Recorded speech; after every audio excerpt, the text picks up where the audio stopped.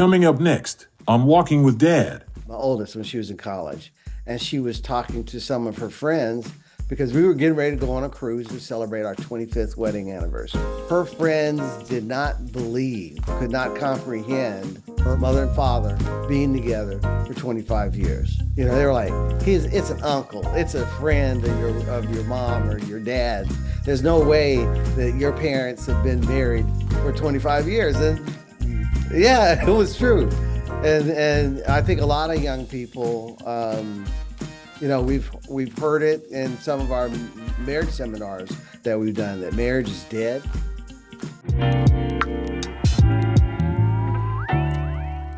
And welcome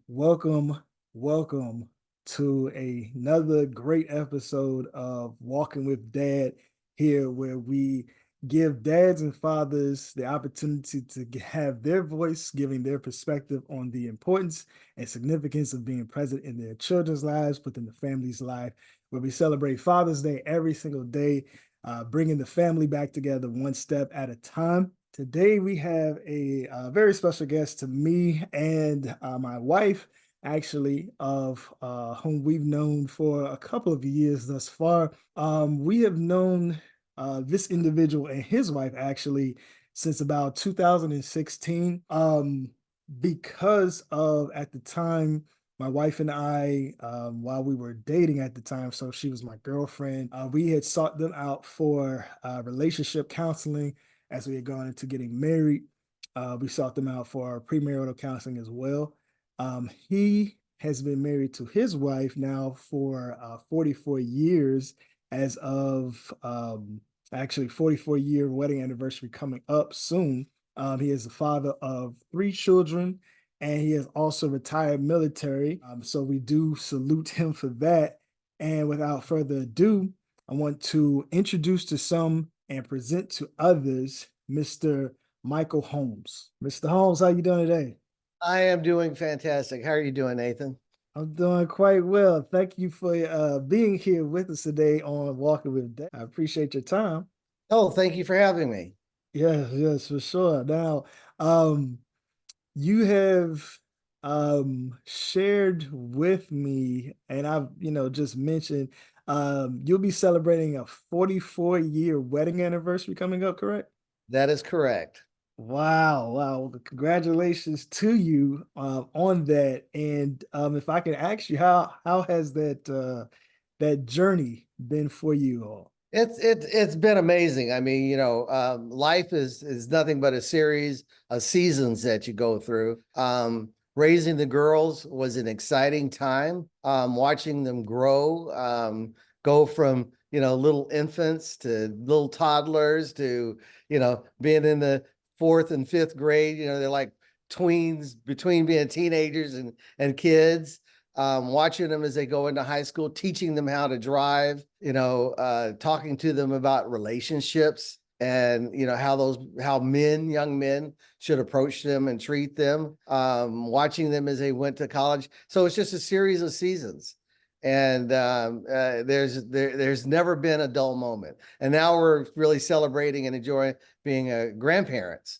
Wow. Our youngest biological daughter, she's has 3. Oldest is a girl and 2 boys. And so they've got another one on the way. And everybody's hedging their bets. Should it be a girl or should it be a boy? So we'll see. We'll see what the Lord has to provide. Man, wow, that is wonderful. Now, four grandchildren for you? It'll be number 4 coming in, expected to arrive the latter part of September, maybe the first part of October. Wow, that's beautiful, man. Okay, and you mentioned daughters. How many children do you have altogether? We've got 3 children.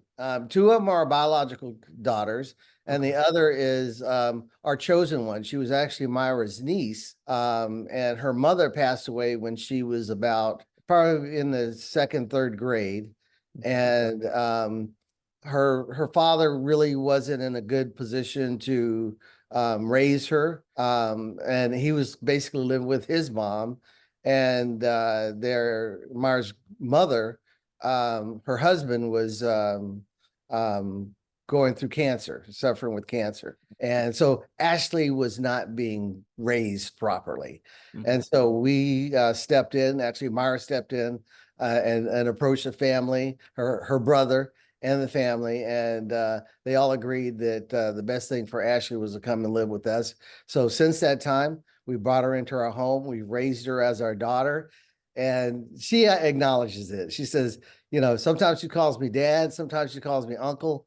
But she says, you know, when I'm really lucky. She says, because when I get married, I'm going to have two dads walk me down the aisle. And I said, yeah, I'm like getting old, Misty. Man, that's cool, man. So, man, okay, so that would be what we can touch on obviously as well. And if you could fill us in here at Walking with Dad with just a little bit more about yourself and obviously you being married and what it is that you do nowadays. We'll touch on a few things, going back in time, but fill us in with a little bit of what you do nowadays and what you're about. Yeah. Well, one, yeah, we've been married. It'll be 44 years in a couple of days. Mhm. And all of that time has just been amazing, amazing for us. It got to a point where um, we didn't feel like we needed anybody else. We never really verbalized it, but we enjoy each other's company. We have a lot of the same interests, but we also have our independent interest. And so that's really been a true blessing because it's kept everything fresh. You know, we listened to some couples and during the COVID when they were all quarantined in their houses, a lot of marriages ended up going through divorce. They end up dissolving because the husbands and wives, they had forgotten how to relate to one another. And that's something that we have worked very hard at. And we also, part of our, I think, the Bible says to whom much is given, much is required. And because we've been blessed with such an amazing marriage, our way of sharing that with other couples is through the ministry of marriages at our church. We are life coaches, and we specialize in helping other couples to repair their relationship and move on up to take higher and deeper levels of love. Nice, nice. And the name of that ministry that you have in place with your wife is called Life mates, life coaching and marriage and relationship mentors. Nice. Just wanted to allow for you to put that plug in there for yourself. I didn't want to throw it. All right, cool, cool. And I won't go through numbers or anything per se, but how would you say that you and your wife came about that being your ministry or your calling of what you wanted to pursue? Well, I'm retired military, and when I was a young lieutenant, my friends, the people that I hung around, were other young lieutenants, and we did a lot of the same things together. You're young, you're going out to the club, dancing, having a good time, and as time went on, we started noticing that some of the friends that we had, their marriages were ending in divorce. And so we started asking the question to each other, why did we make it and they didn't? And I could go on and on. You could write a book on it. But basically it came down to is that divorce was never an option. It was something that we eradicated from our thought processes, eradicated from our words. It wasn't something that we threatened each other with. Divorce was not an option, and that we were going to be committed to staying together. And I like to jokingly say, but seriously too, that jokingly say that if I had to live in one corner of the house and she had to live in another corner of the house, we would stay together. We would stay in that house together because as long as we're together, eventually maybe one of us is going to say, this doesn't make sense. Let's do the help. Let's do what we need to do to repair ourselves, to repair our marriage so that we can get back on with it. But it was just to reinforce the idea, the notion that divorce was never going to be an option for us. And I think far too many couples, that's the first thing they think about. First time they have an argument. The first sign of, an infidelity. I want to get a divorce. And, there are, you can work through those things, Mhm. and you can end up working through them and building a stronger marriage, not because of the infidelity, but because you did the work to fix it.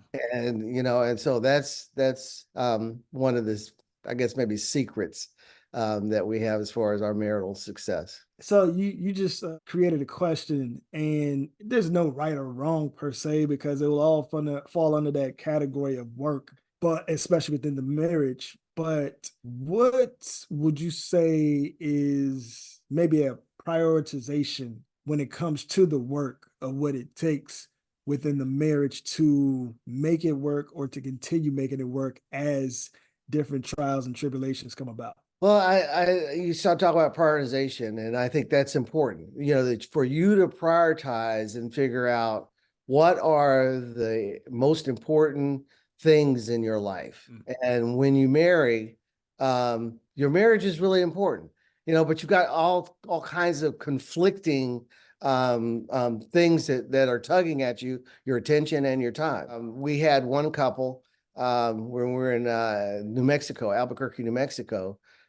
They came to us for pre-marriage preparation, but they were both very active in the church, you know, young youth ministry and choir and praise dance and men's ministry. And we told them and said, okay, once you get married, you need to back off some of that stuff, and you need to carve out some time for each other. And so as far as priorities, we say your first priority is your relationship with God. That has always got to be there, your relationship with God.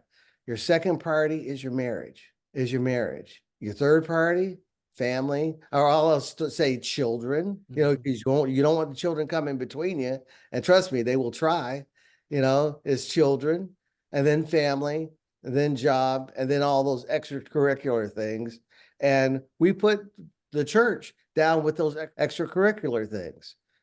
Because it helps you to, kind of maintain a perspective of, okay, my priorities, what are the things that are most important? If one of your children is sick, then it's going to take both of your attention, a lot of energy from both of you to see that child and see that child recovers. So, that's just one of the models that we use with the with couples to help keep things on a kind of even keel. Yeah. Understandable. And you brought back up something that I remember you spoke of before. That children can create a wedge between a married couple at times, and so could you just touch on the importance of keeping that relationship between spouses strong, especially when it comes to when kids are in the picture, and what that could cause or create over time if it's not strong.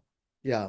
We like to use the example of a couple going to church and they've got their children. And you can look at where they seat their children as to, kind of where their priorities are. If they seat the children between them, one child, two children, three children, four, that you can visibly see that there's a gap forming between them. And so with our kids, if they, they love to sit on mama's side, but if they started acting up, I would pull them over to my side, like, okay, you guys got to straighten up or we're going to be walking out of church. We're going to take care of business. But the thing is, we never let our children come between us. We never let our children come between us. And if they, as far as, um, I want to, can I spend the night at Lisa's house or whatever the case is? I might say no. And then they go over to their mama and they ask the same question. Is it all right if we spend the night at Lisa's? If I've said no, that no stands. If Myra says no, that no stands. We told the kid, don't ever try to play us off one another, because we talk to each other. So those are like early lessons learned that really help set the stage for the rest of their life. Man, oh boy. So yeah, we don't have any children yet, but I'm appreciative of whenever you point that significant part out, only because I remember, of course, being a child, well, a younger child, and just how important that is, to go to one parent, go to the other, and forget that they communicate. So, yeah. So, if we could take things back to when you were a child, or of course, between both you and Myra, um, did or even do you and or Myra have or had both parents, any parents in the picture at all? As far as our parents, Yes. absolutely. Unfortunately, Myra has lost both of her parents, but I have mine, and they love Myra like a daughter. Mm. My sister loves Myra like a sister. My brother loves Myra like a sister. And my parents, God bless them. Dad's a healthy, young 92. Mom is soon to be 86, and but they are vibrant, they're energetic. And the interesting thing that I've been watching is that as they are moving into their twilight years, they've been freer to show their love and affection for one another. Every Thursday night it's family night at the house, at our house. We host it, and we listen to music, watch movies, celebrate successes of our my siblings, but also of the kids.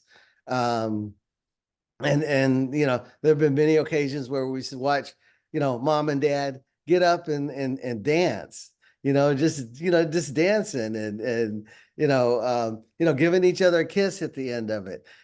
Things that I didn't see when I was a kid. I didn't see that kind of affection because public displays of affection just wasn't something I guess people did in that time. But watching that and allowing my nieces and nephews to see it is been very enriching and touching. I was able to talk through it without getting all misty eyed there because they're two amazing people. Nice, nice, nice. So, I don't know. It's a stat that I heard or read about, touching on what you had just mentioned as far as PDA not really being something that took place a lot, in that era, that time frame. And apparently, like since like the 1900 until whatever time frame, and then you had the baby boomers, and then now you have Gen X, Gen Y, Gen Z, all of that. Apparently there was an era around closer to like the 1900s that was called like the silent era. Mm-hmm. And it's like, obviously communication about different things, especially when it came to how the family was dealt with. It was not as strong as, what we might have nowadays, especially within a mother father role being present within a family. And that just touched on that as far as PDA always, well, I'll ask it actually. Why would you say that PDA doesn't seem to be something that's openly expressed within marriages a lot of the time? I think it's because the influence of their parents and what kind of role models they had around them. Maya and I made a very conscious decision. We were very intentional about our marriage that we were going to pull the best from our parents, the best. And our parents weren't perfect, and there are some things that they did that we think we could improve upon. Mm. And so it's really a win-win. The positive things we've incorporated, the negative things, we were able to look at that and say, we won't make the same mistakes ourselves. And so that's helped us to build a stronger marriage, relationship, and family. Nice, nice. Because I remember from our sessions together how you would speak of, or you all rather would speak of holding hands in public. And I know that we've drifted away from that at times, but nonetheless, holding hands, I mean, it has a significance to it. And obviously to not have any shame with doing just holding hands even in Yeah. public, being married compared to being in a relationship. that that's significant because of that body language connection. You need to buy our book. Okay. And if you bought it, you need to read it because in the book, we talk about being intentional and being very What's intentional. what's Go the ahead. name of the book? Fighting for Your Marriage, Fighting for Your Military Marriage by Michael and Myra Holmes. Fighting for Your Military Marriage. And we say military. If they're civilians and they're interested in the book, they can scratch out military. It still applies to them.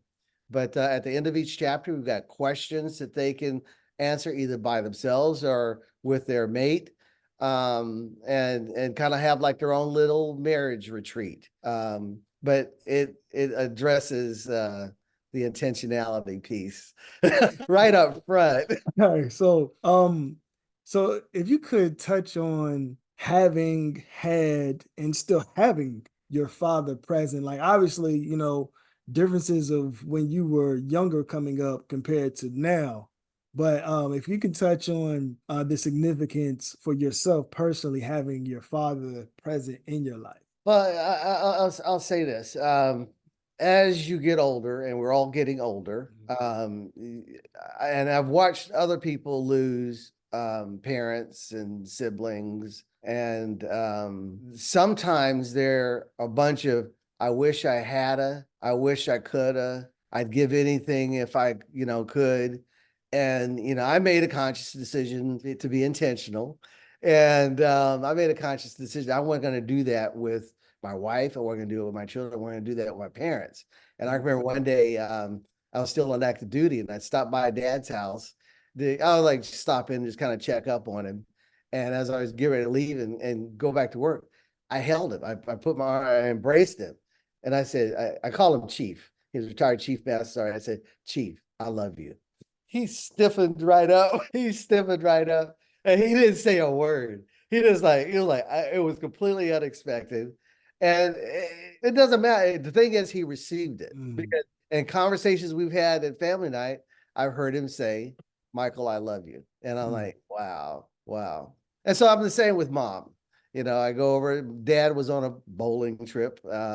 As he does, we live in Hampton. He drove all the way up with his bowling buddies to Chicago. They drove. And while he was gone, we were taking care of mom, took her out to lunch and talked to her on the phone, just making sure that she's okay. And she's a little energizer bunny too. So she stays very active, very active.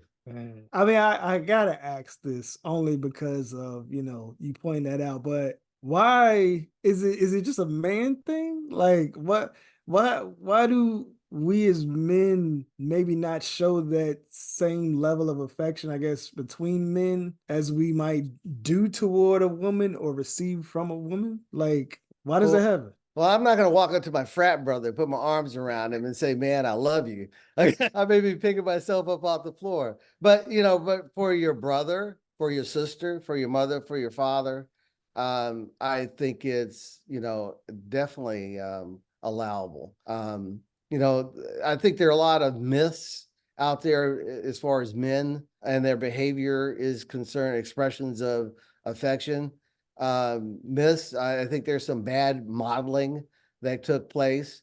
I'm never going to cry. I'm just not that kind of guy. Well, I got a couple of movies I could recommend to you that they'll make it tough. You'd be like sucking it, but it's okay. It's okay. It's okay. The Myra's a tough one. I'll be sitting down watching a movie and she'll be watching. I have my little tissue and I'll be dabbing. She's a rock. She knows. She said, "Yeah, my husband, he'll be the first to cry in a movie." And she said, I'll come close a couple times, but I can never tell it." Exactly. Oh man, that is hilarious. But the thing is, life is short. It's meant to be enjoyed. It's meant to be cherished, and you don't want to find yourself into "I wish I woulda, I wish I coulda." If I could have, one more minute. You don't want to be in that situation. Okay. So, can you touch on a little bit more of your upbringing? We'll come back to obviously we've touched on the military so much that we might as well get a whole biography from you. But can you touch more so on like your upbringing of like, back to your early days of like even to because of having both of your parents in the household, but especially your dad, how that's like impacted you today, current day? The shortest answer is the effect it had on our children. Watching, I mean, we patterned our relationship after my mother and father and Myra's mother and father.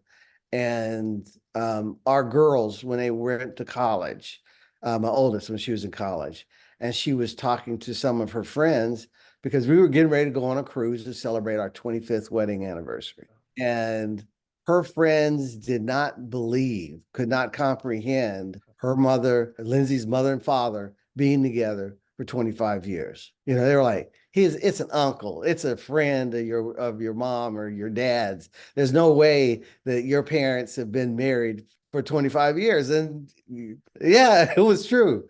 And I think a lot of young people you know, we've heard it in some of our marriage seminars that we've done, that marriage is dead. It's no longer applicable, no longer relevant. And so they're experimenting with other things. Truples, or we used to call it two what that I want to say twos or you know, but you know, two guys and a girl deciding to live together as a unit, or two girls and a guy deciding or more. And that's just they're fooling themselves, because it's going to end up in a disaster. Okay. I don't want to say that I've just been closed off to that, but society is it's a lot going on. Mhm. And of course we could take things extremely hardcore biblical, but I would answer my own question before I ask it, as far as like, well, why is that the case in society? And I mean, it's obvious answer. You took me back on that, because nowadays we're looking to call right wrong and wrong right, and we're looking to create justification for such Mhm. things. It's weird, man. So present day for you, or even coming up, you are a father of three daughters, as you mentioned, two biological, one as your chosen Chosen one. one. So how would they say that their upbringing was, having you present in their lives? I think they I'm pretty confident they would, um, you know, just repeat some of the things that we really focus on. When I was coming up, it was hard for Dad to find a sport for me. Mm, That he wanted his firstborn son to be an athlete, and he signed me up for baseball. And I was a short little guy, and I had to get there and get in a little crouch, and I didn't. I was lousy at catching the ball, lousy mm, at hitting the ball, and I would just stand there. And my coach would say, don't swing there," because the guy could never hit the strike zone. And so that's how I got on base, was walking. And so I before the game, Mom would take out my little baseball uniform. It's all nice and clean. She'd iron it, and I'd come home and it was in perfect conditions, all nice and clean. My creases still in. But baseball was not my sport. And there was a mm, there was a show, W in Cincinnati. Probably dating myself a little bit, but there was one guy, I think Les Nessman, and he was like, "God, please don't let him throw the ball in my area." He was out in right field. mm, Lord, please don't let him hit the ball over here, because I always would miss it. mm, And I was like Les Nessman. So it took me a while to figure out, for me to figure out what my sport was, because he gave up on me in baseball after 2 seasons. Uh, wow. but as we got a little bit older, he's an avid bowler, and bowling became the thing that really helped, begin to connect us a bit. And then I went on to do cross country and track, and I'd still be running if I didn't have a back injury. So, but for my girls, I mentioned running track and cross country. My parents didn't come and watch me run. Mm, And I'm the kind of person, I'm that personality type that loves affection, loves affirmation. And I didn't get it in that area. And, so when my daughters, we were like, you all are going to find a sport, you're going to get involved. And if you don't find one, we're going to find one for you. And so they all started with track. The oldest, she was track and swimming, track, cross country and swimming. The youngest one was track, period. And then the other one was track and basketball. But, my oldest would say, Daddy, she went to the national track and field championships. And she said, Daddy, with all those tens of thousands of people in the stands, I could always hear your yell. And I'm like, okay, here's a volunteer. And she said, I could always hear you call it. And the reason was I didn't hear it. I didn't hear it. And so I said, they're gonna, I was their number one cheerleader. Ashley's number, I'd get off early to watch her play basketball. Lauren, when she was involved with track. That was not her gift. That was not her gift. But we wanted her to have some things that were positive takeaways. And she was running I think the coach had put her in a mile. And she was just taking her time. And I went over there to coach. I said, Coach, tell her she doesn't run this last lap in under 80 seconds. She's going to run this event every track meet. He yelled over there, told her, and she picked it right up. But the thing is, she finished her race. We created a positive memory because I told her what I'd done. But to this day, she goes and she runs a little bit. She walks a little bit. But the important thing, we wanted them to have, again, something that they do to help keep them healthy, but also something that they could do that, it was a bond that we had between each other. That's pretty cool. A lot of fun. Never a dull moment. Never a dull moment. Yeah, and especially because of like you said, being able to share that similarity. Obviously, from you and your father to with the bowling aspect, and then from you and your daughters with that track and field. And you actually may remember the stories that you were talking about with track and field. I almost forgot about those. All right, so we gotta go ahead and let you give those good old military stories. You touched on the military upbringing, upcoming, and also the relativity with your book, and obviously even with Myra. What brought about you entering into the military? Wow, that is a long story, especially given where I was at politically as 11th and 12th grader. I spent my 11th and 12th grade over in the Philippines, Republic of the Philippines. And so you're outside of the US, looking back, looking at the nation and what was going on. We lived in the Philippines. It was under martial law at that time. Ferdinand Marcos was the president, like president for life, but the president. And so that had a lot to do with the shaping. We had very liberal teachers, left-wing instructors. And though that's my dad's assessment, but I kind of have to agree. And so I was really becoming anti-military. And here I am on a military base, and my dad's in the military. You can see how this is going. And at one point, I'm debating with him. I'm not arguing, debating with him. And I said, "You're really like a mercenary." I said, "If they give you orders to go into the area and to shoot, you would shoot to kill." And we had discussions and stuff going back and forth. But I went from that to going through college and then starting to think about, what do you want to do with your life? I mean, I'm in my sophomore year. I was a psychology major, and I wasn't so in love with studying that I wanted to go right into grad school, because with a psychology degree, you at least need a master's to get started. And I started thinking about, what is it I really want to do? And Dad, probably a year and a half earlier, had suggested I check into this ROTC thing. And I was walking by campus. I had no classes, and I'm walking past the ROTC building, and I said, I'll go in and see what this is all about. They said, got my name and all that, and looked at my SAT scores. And they said, "You're perfect fit." And they talked about what the Air Force is like. I told them I was the son of a chief master sergeant. And so that was it. I just kind of stepped right in, joined the ROTC, and the rest is history. Oh man. So dad was also actually is retired military as well. Yes, he is. Okay. Air Force as well? Air Force. Yep.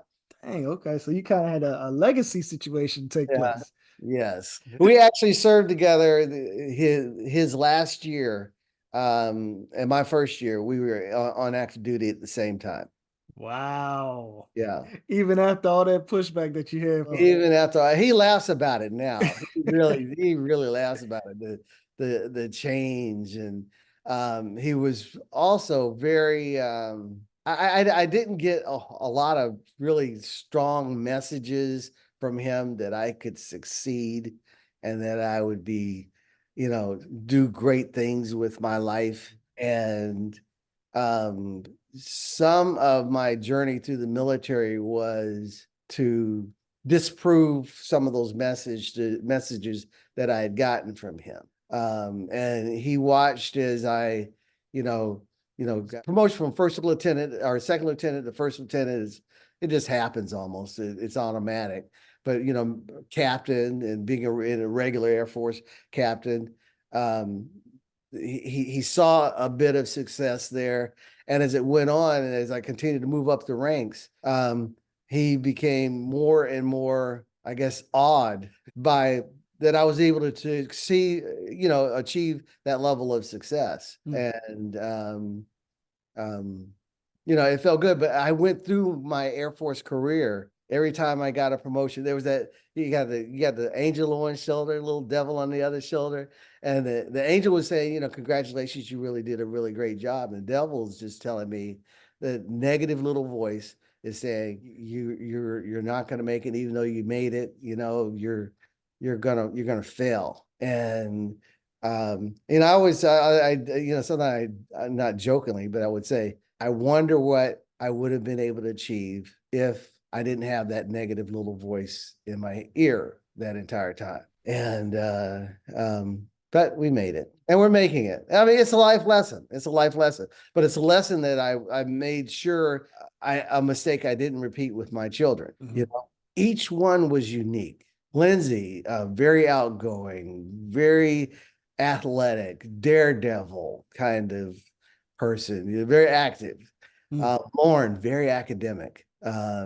She would come home on Friday and do her homework. Wow. And we were like, we're not going to make a big deal out of this, because if we do, she'll quit. And so we never said anything about it. We didn't celebrate it. We just let her do her homework, and she's a nurse practitioner down in Greensboro, North Carolina now.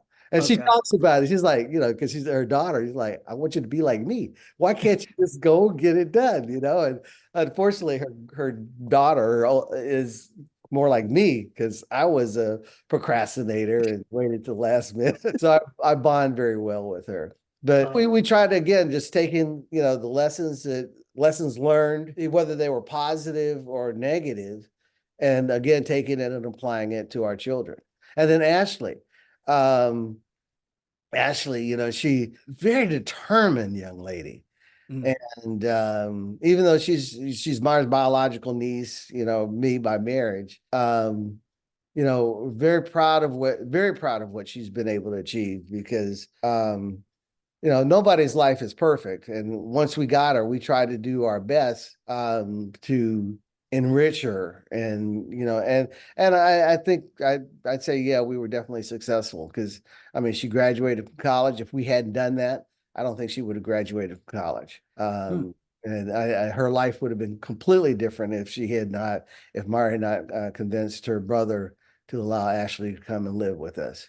Wow. And so but it just goes to show the power and the impact a father, a mother, a father figure, or a mother figure have in raising our children.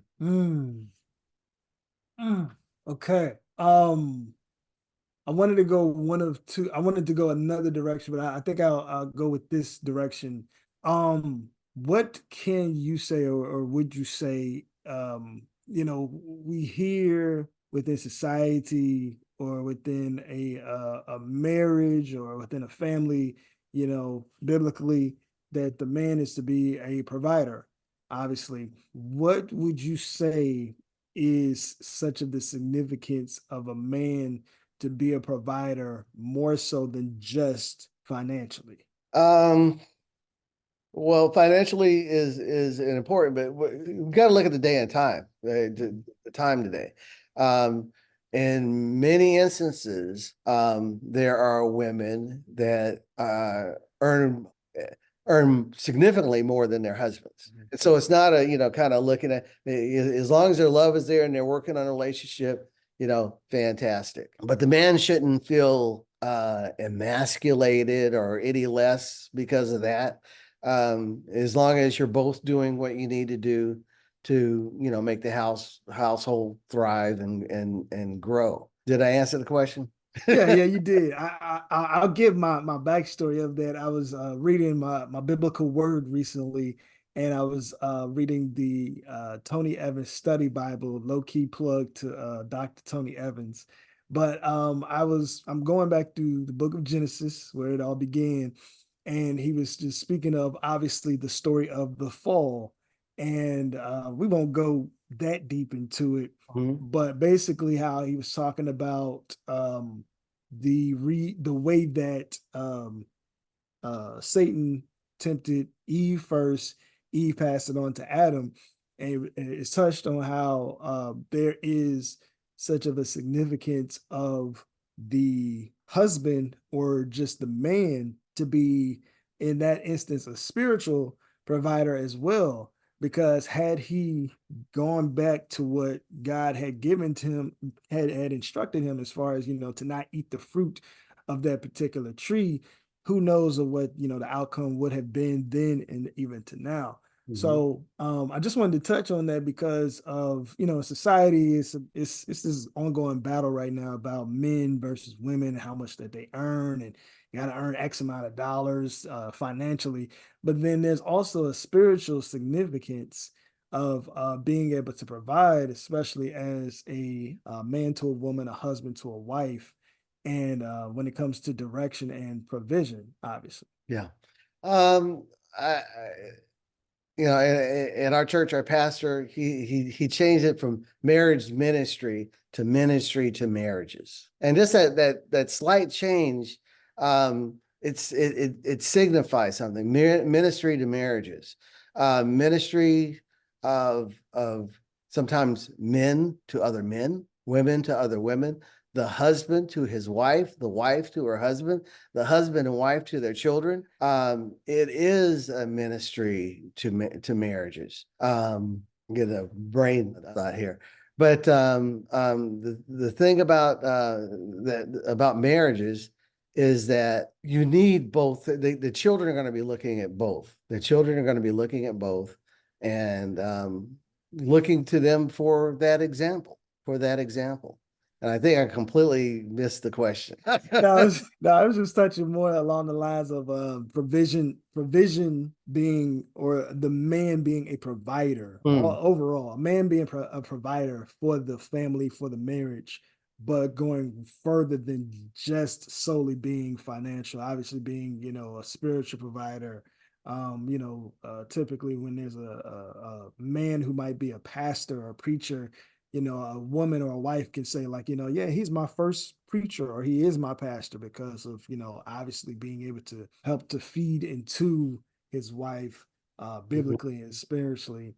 And then obviously, mental, any kind of, love languages, words of affirmation, whatever the Yeah. case might be.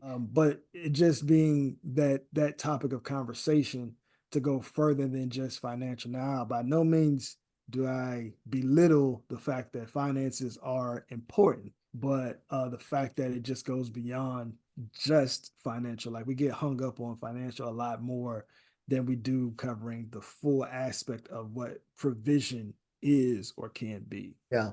And you have to look at it. The Bible is eternal. But the Bible was written at a time. I mean, you got to look at that time frame. You know, they were Jews, they were carpenters, they were fishermen, and there were certain roles that were carved out for women, certain roles that were carved out for men. Whereas today, certain roles carved out for women or men. Talked about my daughter. She's a nurse practitioner, but she's finding a way to balance all of that while giving birth to 3, soon to be 4 children. And she's keeping that balance in check. They, as husband and wife, her husband's an attorney. Mm. And so they're both young professionals, working their way through life and finding a way to keep it well balanced. And, it's your turn to pick up the kids. No, it's your turn to pick up the kids, and, making sure that, yes, sometimes there's conflict, but they're able to work it out and, do what they need to do. They're both doing what's good for the children, what's good for the family. And so as long as they continue to do that, I think they're on the right path. Now, with all 3 of your daughters, are they all already married, or 2 are married, 1 is still single. Ashley, the chosen one, is still single. But Lindsay, she's the outgoing, athletic one, daredevil. She doesn't have any children, but she and her husband, they're entrepreneurs. They're building a business down there in Texas. For all things, doing jet skis. And so that's what they do. They have a dealership there where they install audio systems and exhaust systems on there. So they give it that extra oomph, when they get out in the water. So wow, that's different. But he's got a thriving business at world global, really. So he's got folks calling him. We were there. Some guy called him from, Qatar, Qatar, however you want to say it.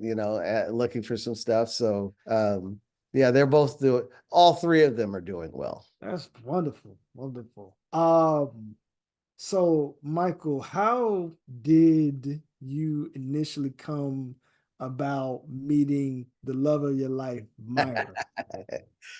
Well, it goes like this. I'm gonna keep that one short. In that I saw her, she took the breath out of me, and as things the evening involved, I met her at the cafeteria, and at North Carolina Central University, had to put that plug in there. I met her in the cafeteria, and ended up sitting right across from her. And she took my breath away. And her friend was with us, and she felt like she was the third wheel, so she peeled off and left Myra and I alone. And I mean, Myra was the most beautiful girl I've ever seen. And I've dated attractive women. They are here. She was here. And I do talk a lot. And so I was just telling her about my upbringing, and she was holding on to almost every word, because she was born and raised in High Point, North Carolina, and never left. And so I tell her about my travels and graduated in the Philippines and all that. And it just intrigued her. But the thing is, I saw her, I felt something in my heart for her immediately, and I knew I didn't want to lose her. And we see young people today, everybody, they're doing these dating apps and platforms and stuff. It might be good for initial introduction or whatever. But when you see somebody across the road, because you don't get that jump off of a dating app on your cell phone. But when you see somebody, at Starbucks or at, Barnes and Noble or Target or whatever, and she or he takes your breath away, sometimes you need to move on that. And that's what I did. I said, because if I hadn't gone to the cafeteria that night, so there's a very good possibility some other guy, we would have never been married. We would have never met, because he would have had her. He would have. And so don't dawdle, don't delay. If you sense that there's something special about this person, because that's how God moves. That's how he moves. Can you elaborate on that? I don't even want to try to assume what I know what you mean. Can you elaborate? Elaborate on which? That's how God moves. At a Bible study one time, we were talking about forgiveness, and Yeah, I said, there's some times where it's very hard, if not impossible, to forgive.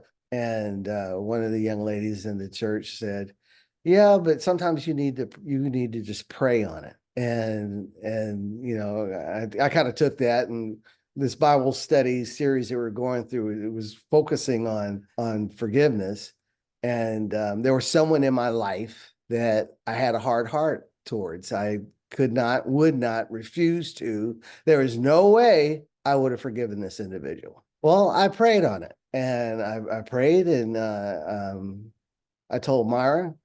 So I was sitting there on my bed. She's on her side of the bed. We're both doing our Bible study, and I told her, I said, Myra, I just got finished praying, and I feel like I need to give this individual a call and ask for his forgiveness. And she's like, "What? Really? Are you sure?" And Mark's, she's a spiritually sound Christian woman.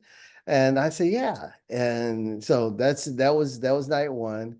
Night two, it went from asking his forgiveness to getting his phone number, calling him, and making it a personal, call, and going so far as even inviting him to come and spend Thanksgiving with us. Wow. And Mara's like, "Oh, well," she's like, "Are you sure? Are you sure?"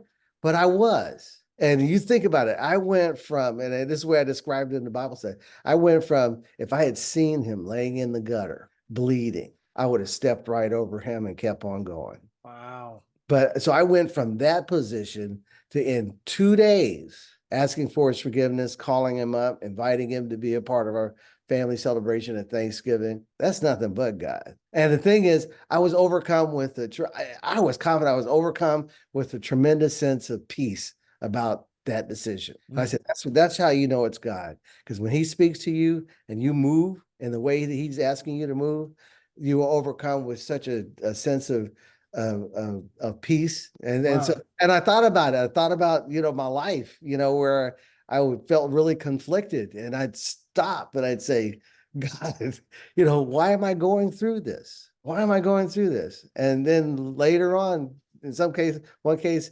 15, 30 minutes later, he revealed it to me.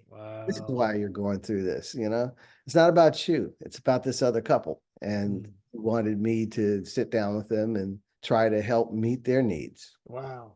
On that first example, what do you think brings about in today's society the lack of seeking out those one-on-one interactions to have a conversation, to forgive somebody, stop holding on to grudges, seek out whatever the real truth of an issue is? What do you think is preventing that? We got so much that's going on. We got social media, we got TV, we got news, and such things that can create these stigmas, so to say, in our lives that tell us to go one direction when, another direction might be a little bit more favorable. So, what would you say is probably why we don't have those necessary conversations with people? Cell phones, apps, games,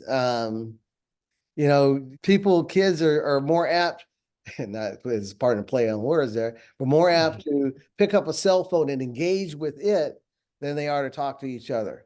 There's nothing gets me more than you see, guys, gals are sitting there at a table, and everybody is heads down. My wife and I, when we go out to dinner, we got a rule. You put the cell phone down and you don't touch it, because we'll engage with each other, not be sitting there at the dinner table, doing like this. We all have to take a look at our environment. And, God gives us a sense of discernment. He wants us to take a look at our environment and make a decision. Is this healthy to keep doing what we're doing, or do we need to make a change? And then what should that change be? Versus, going through, we were on our 25th anniversary cruise. We went down, and there was a dance club. I'd never seen anything like this before. All the guys were standing along the wall, and all the girls were in the middle of the dance floor dancing. Yeah. And I'm like, Myra, take a look. I'm Yeah. like, what in the world? Yeah. If I had been in there, I would like, if I were one of, I would have just, if it had been my son, I told, go out there and the girl that you like, you just get out and start dancing with her. Yeah. But I'm like, what in the world? What is that? Yeah. It's like they're afraid to truly interact. They're afraid, but you can get it by if you watching your parents. If you can't find them, see if there's another couple in your life. Whether it's your church that you can kind of watch, and you ask somebody, can we come over every now and then and we just want to sit down and talk with you, and Mm. they'd be more than happy to do it. But Yeah. it's about interacting with each other, and it takes guts Mm. to walk across that floor and to say, do you want to dance? It takes guts, but it's also, I'll say it's cowardice just to stay along the wall because it's safe. You got to be willing to be vulnerable and be willing to risk it. That was me and Myra.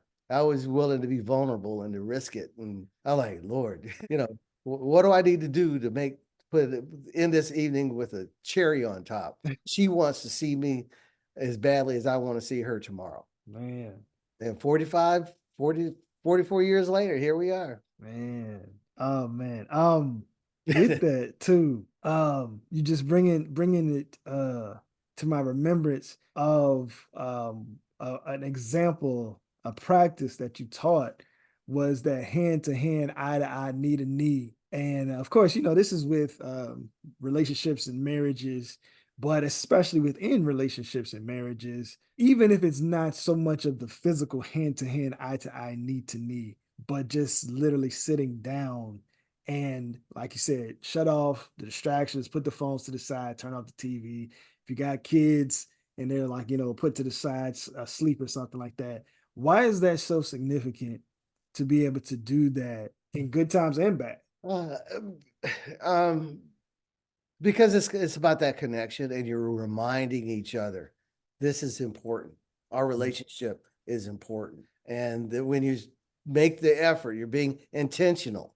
You make the intentional effort of turning off the TV, you can leave some soft music on if you want, but set the kids aside and the two of you focus on each other. That's very powerful Mm. because, what ends up happening is, you get up, you go to work, you get dressed, you head out the door, and you spend the majority of your time at work, and you come back, guess what? The next day, it's the same process, just repeat it. And couples get into that pattern, and you ask them, when was the last time you really sat down and looked into her eyes or looked into his eyes for a prolonged period of time? When was the last time you did it? When was the last time you just kind of touched each other and looked at each other kind of with we call it a new eyes, a new vision. Look at her the way that Pookie wants to look at her.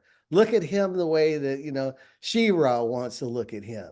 And when you do that, you realize what a gift you have, and that it's something that you don't want to take for granted.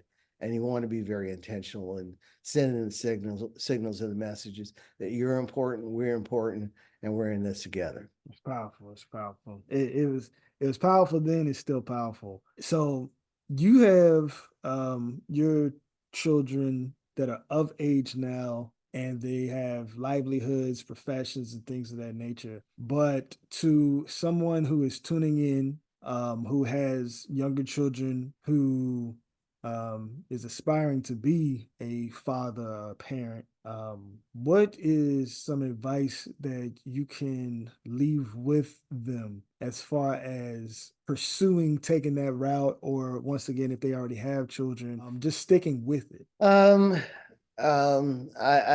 think that, for us, that before we were using the intentional word, we were doing it. My girls, once they got, a little bit older, and we knew that, the dating thing was going to start coming up, and, boys were going to start taking interest in them. I took them out on a date. We got dressed up. Take her out to the car. I opened the car door for her, set her down. I said, because the whole purpose of this date is to show you how a young man should treat you. Now, she wasn't, they were nowhere near having their driver's licenses, though, but I wanted I wanted to start early, get Mm. them early. And so, where would you like to go? And wherever they wanted to do, whether it was shopping or one daughter wanted to go to Red Lobster and the other one wanted to just go to a movie. And I said, well, let's not do the movie because let's do something where we can interact with one another. Because you watch a movie, you're just kind of sitting there. It's like watching television. And so she opted to just go get some ice cream.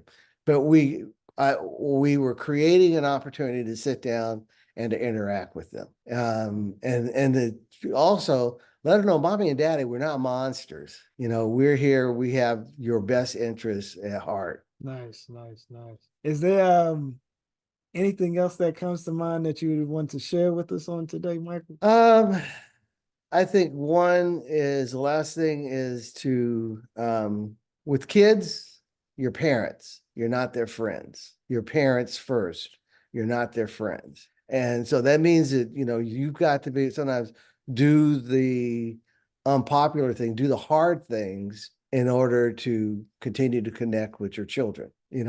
My parents did it. We did it, on occasion. We were, concerned about certain things. And so, when they go to school, we look under the mattresses, and just to make sure, there aren't any drugs or anything like that. And there were times where we had to make a decision as far as discipline. I was willing to be the bad cop. I said, Myra, they can hate me, they can beat me, they can get all angry with me. I want you to always be the good cop because they'll come to you and they will talk to you and they'll say, oh, daddy's so mean, but they'll tell you other things about their life. And then when we went into the privacy of our own bedroom, we would sit down and talk and exchange that information. It never clicked in their minds that, when you go and talk to mom, she's going to talk to daddy. It never clicked. But we played good cop, bad cop. And the thing is that, they're paying rent, they're not paying rent. They are, they're not just residents, they're just your children. Everything that they wear, everything, you bought it. Yeah, yeah. And so, it's just to, check them out. And I also say with girls, it also applies with boys. And it ties into the good cop, bad cop thing is that, you want to be their out. If they're in a situation where, they're at a party or they're hanging with some folks and things aren't going well and, you're not comfortable, tell them, hey, my dad, I have to be home by 9 o'clock. Because if not, and my dad is coming, he's an Air Force colonel, and he's going to be out here in the streets looking for me. And I say, use that as an escape to get out of whatever that situation is. And on occasion, they did, Mm. and it worked. So, just don't, you're their parents, not their best friends. That's major. We could of course stay on that, but it's kind of like how you were talking about. That would be one of those long stories that you made a short version of. But for the sake of just you personally or your business, are you on social media platforms? Where can anybody find you at if you are? Yeah, we've got a website. It's Life Mates. That's LIFEM, the number 8 and Z.com. LIFEM, the number 8 and Z.com. And that'll take you to our website. And if you need to reach out and contact us, there's a link on there so that you can do that. Nice, nice. Any recommendation for your company, your business at all, or would you just want to leave it at that? You'll let the website speak for itself. I'll let the website speak for itself. All right, well, Michael, definitely appreciate your time and your insight, and just for us to just to get a chance to know you a little bit. For Walking with Dad, I appreciate you all for tuning in to today's episode with Michael. Mr. Please reach out and need just seek out some sort of counseling or therapy with Michael and Myra at Life Mate. If you have got kind of value from today's episode and our conversation, please like, subscribe, friend or a family member, and feel free to leave a comment. On that note, that is it for today. Michael, did you anything else that you would like to share again? It's been a pleasure. It really has been a pleasure. Good to see you again, Nathan. Yes, it's the same here. I appreciate that again, Michael. You have a good one, and Walking with Dad, I will see you on the next episode.